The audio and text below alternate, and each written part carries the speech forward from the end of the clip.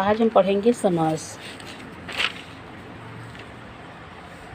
दो या दो से अधिक पदों अथवा वाक्यांशों को संक्षिप्त करके नए शब्द बनाने की प्रक्रिया को ही समास कहते हैं।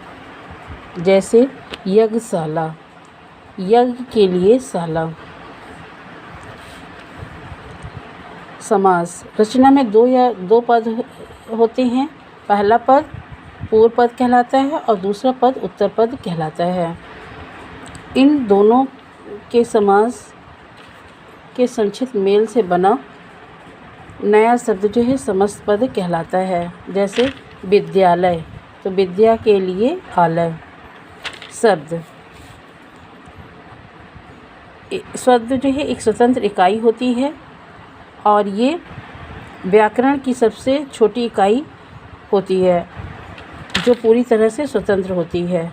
पद जब एक वाक्य बनाया जाता है, जैसे राम हिंदी पढ़ता है, तो यहाँ राम जो है हमारा कर्ता है और पढ़ना जो है क्रिया है।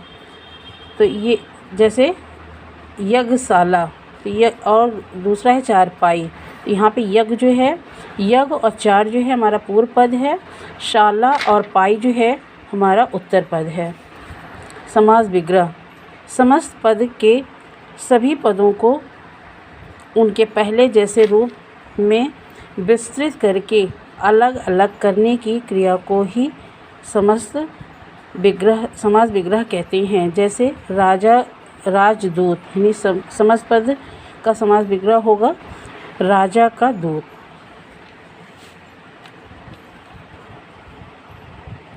अब पहला पढ़ते हैं अव्ययी भाव समास। जिस समस्त पद का पहला पद जो है अव्यय हो तथा पूर्व पद ही प्रधान हो, वह अव्ययी भाव समास कहलाता है। इसके समस्त पद अव्यय बन जाता है। समस्त उदाहरण देखिए, जैसे यथाशक्ति, तो ये होगा शक्ति के अनुसार।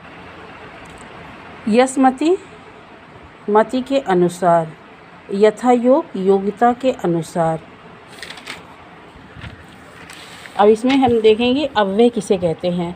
अव्यय जो है अभिकारी शब्द का ही को ही अव्यय कहते हैं। अव्यय स्वतंत्र शब्द होते हैं जो लिंग, वचन और काल के अनुसार जो है परिवर्तित नहीं होते हैं, उसे अव्यय कहते हैं। जैसे अगर लड़की हैं तो लड़का या लड़की हो सकता है। अगर काल के अनुसार रहे हैं तो रहा है हो सकता है, लेकिन एक शब्द ऐसा होता है जिसका परिवर्तन नहीं होता। जैसे यथाशक्ति को हम यथाशक्तियाँ नहीं लिख सकते हैं, ये हमेशा यथाशक्ति ही होता है। दूसरा है तत्पुरुष समास। जिस समस्त पद का पूर्व पद गौड़ अर्थात शांत होता है तथा उत्तर पद प्रधान होता है, वहाँ पे समस्त पद बनाते समय विभक्ति का लोप हो जाए, उसे तत्पुरुष समास कहते हैं। अर्थात तत्पुरुष समास में विभक्तियों का जो है लोप होता है। जैसे देखिए शरणागत, तो यहाँ पे शरण को आगत, यहाँ पे का, के, की, ये सब विभक्तियों का जो है लोप होता है। भयाकुल, भय से आकुल। गुणहीन, गुण से हीन। अब फिर तीसरा है हमारा कर्मधारय समास। जिस समस्त पद के दोनों पदों में विशेषण और विशेष या उपमेय या उपमान का संबंध होता है, उसे कर्मधारय समास कहते हैं। कर्मधारय समास में भी उत्तर पद प्रधान होता है। विशेषण जो विशेषता बताता है। विशेष यह संज्ञा का ही रूप होता है जिसे हम विशेष कहते हैं। उपमेय या उपमान, उपमेय और उपमान भी विशेषता या विशेष के समान संबंध बताता है। विशेषण के भेद, इसमें विशेषण 4 प्रकार के होते हैं। पहला गुणवाचक, दूसरा संख्यावाचक विशेषण, तीसरा है परिमाणवाचक विशेषण और चौथा है सार्वनामिक विशेषण। जैसे देखिए महात्मा, तो महान है जो राजा, यहाँ राजा जो है हमारा जातिवाचक संज्ञा है और इसी को ही विशेष भी कहते हैं। नील कमल, तो नीला है जो कमल, ये हमारा कर्मधारय समास के उदाहरण हैं। अब है द्विगु समास।